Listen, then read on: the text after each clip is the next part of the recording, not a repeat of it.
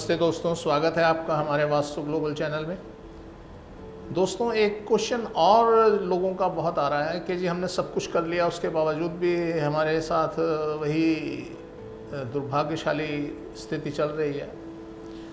तो दोस्तों, मैं बता दूं आपको कि आप जितना मर्जी घर का द्वार नॉर्थ में कर लीजिए, आप रसोई नॉर्थ साउथ ईस्ट में कर लीजिए, आप कुछ भी बदलाव कर लीजिए, कई बार ऐसा होता है कि आपको कोई फल, कोई रिजल्ट मिलने वाला नहीं है। तो वो स्थिति क्यों होती है, कब ऐसा होता है?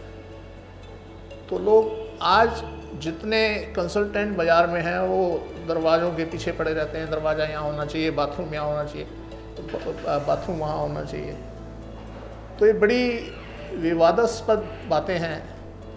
और अब ऐसा क्यों होता है कि हर आदमी कोई कुछ बोलता है? ऐसा क्यों? ऐसा इसलिए कि जाकी रही भावना जैसी, प्रभु मूरत देखी तिन तैसी।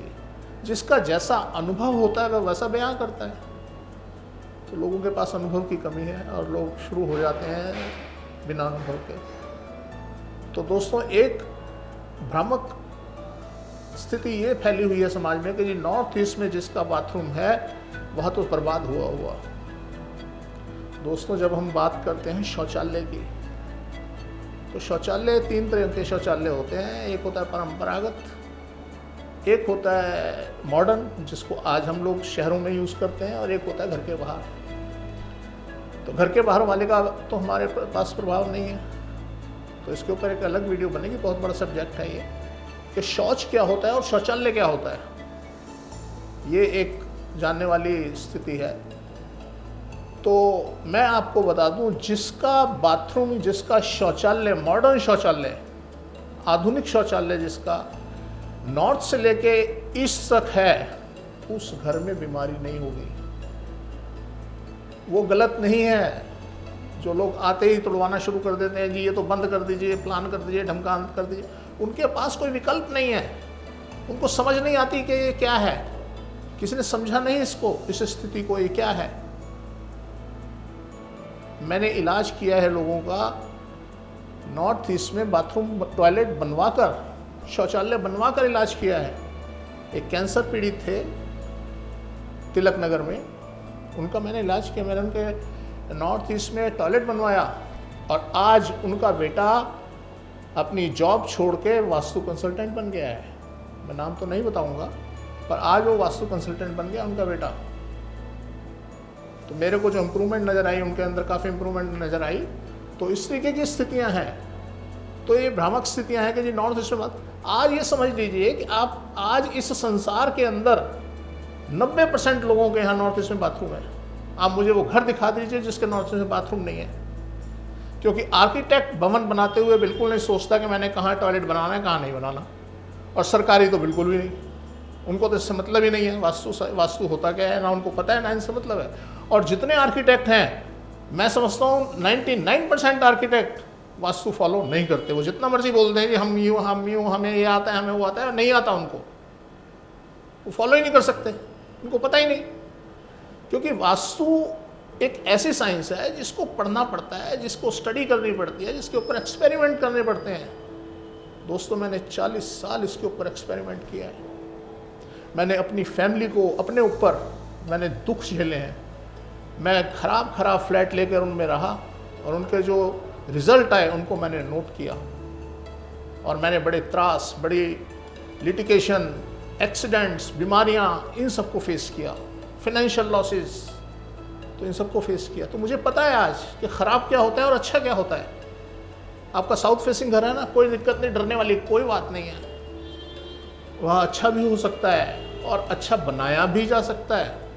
तो इसलिए घबराने की बात नहीं है कि जी मेरा साउथ फेसिंग घर है और मैं तो बर्बाद हो जाऊंगा। ये लोग डराकर पैसा निकालते हैं। इनके पास और कोई व्यवस्था नहीं है, और कोई तरीका नहीं है। जब आपको डराएंगे और डराने के बाद पैसा निकालेंगे। तो इसलिए बिल्कुल डरने वाली बात नहीं है। अगर साउथ फेसिंग घर है आपका, बिल्कुल ना घबराएं। वह घर अच्छा भी हो सकता है, एक बात, और अच्छा भी बन सकता है, दूसरी बात। अब हमारे पास 4 चीज़ें होती हैं। जब हम वास्तु का सर्जन करते हैं, वास्तु का निर्माण करते हैं, तो हम 4 चीज़ें हमारे पास होती हैं। भूखंड, एक भूखंड चाहिए हमें, वास्तु के निर्माण के लिए, घर के निर्माण के लिए, भवन के निर्माण के लिए। उसके ऊपर हम एक ढांचे का निर्माण करते हैं, ढांचा, स्ट्रक्चर। उसके बाद उस इंटरनल सेटिंग, उसमें हम चीज़ों के अंदर की व्यवस्था करते हैं। और उसके बाद एटमॉस्फेयर, जो ये एटमॉस्फेयर है ये अपने आप में बहुत बड़ा महत्वपूर्ण है कि अगर ये खराब है तो आप करते रहिए अपने घर में जितने मर्जी बदलाव कर लीजिए, आप सुरक्षित नहीं है, आप खुश नहीं हैं, आप खुशहाल नहीं हैं, आप सक्सेस नहीं हैं। और आप घूमते रहिए वास्तु कंसल्टेंट के पास, कभी किसी को आप ट्राई करते रहिए, कुछ नहीं होगा।